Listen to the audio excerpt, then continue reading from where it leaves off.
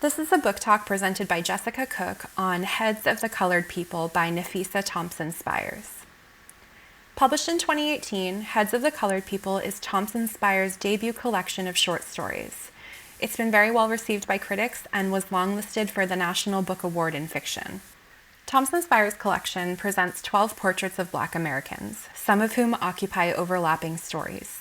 Each of these Black characters live or work in predominantly white spaces. In 3 stories, Fatima is portrayed as a child, teenager, and young woman. She struggles with being one of only 2 Black girls in a Southern California elementary school. Later, she learns about cultural Blackness through a friend she meets at the mall, and even later reflects on her racial self-image from childhood.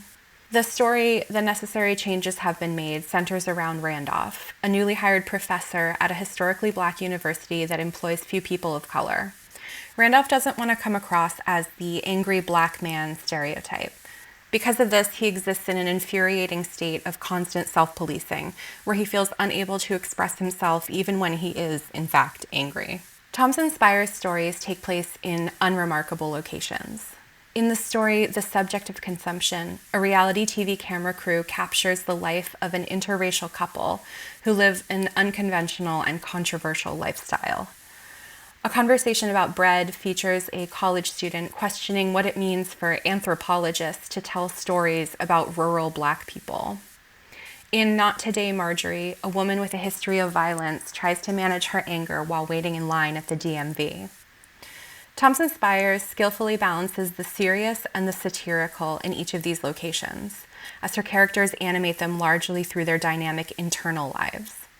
Covering such topics as police violence, suicide, self-harm, racial macro and microaggressions, and postpartum depression, Thompson Spires never shies away from confronting issues people of color face, doing so with carefully timed, thoughtful levity and wit. This levity is epitomized in the tragicomic story Suicide Watch, in which Jilly, a social media-obsessed narcissist, contemplates suicide. As she walks around her house alone, plotting various methods of suicide and wondering how many likes she'll get on social media for it, her mind wanders somewhere poignant. Quote, "She did actually feel depressed now, thinking about it, dying it all. No one would associate her with Sylvia Plath or even Anne of Green Gables, because her natural hair wasn't even red, and anyway, she'd read that when Black women died, it wasn't as glamorous, and people didn't make metonymic literary connections about them, even to lynching, as they did for Black men.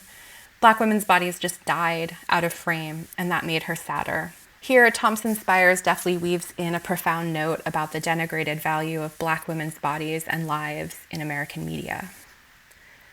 Above all, Thompson Spires examines Black identity as a means of representation. In a recent interview with Publishers Weekly, Thompson Spires said, "I want to represent Black characters who are marginalized in the white world, but also even marginalized within Blackness. People who are accused of sounding white because of the way they speak. People who are really nerdy, a different angle of Black identity. That's the thing I think a lot of us know well, but haven't read too many stories about those kind of people." Thompson's goal of representation connects to core tenets of Black feminist thought, in which self-definition and self-representation are paramount to fighting oppression. The characters in the book often struggle with self-definition, viewing their Blackness through the lens of a dominant white culture. Throughout Thompson's narrations, she asks, what does it mean to be Black in modern white-occupied spaces? What is Blackness, and how is it defined through various gazes?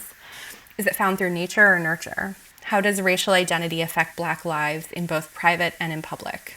Within these questions of identity, the stories feature Black women's physical pain through characters who suffer from uterine fibroids and self-harm, which are invisible in public and often ignored by medical professionals, marking how, for marginalized people, the personal is inextricable from the political. Heads of the Colored People offers the kind of deep literary exploration of the human condition that stays with you long after you're done reading.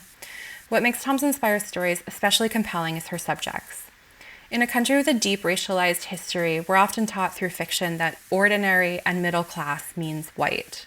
In her stories, Thompson Spires challenges this notion with overt and subtle questions, showing us that suburban middle-class life exists for Black people too, and that they are just as complex, imperfect, and downright strange as anyone.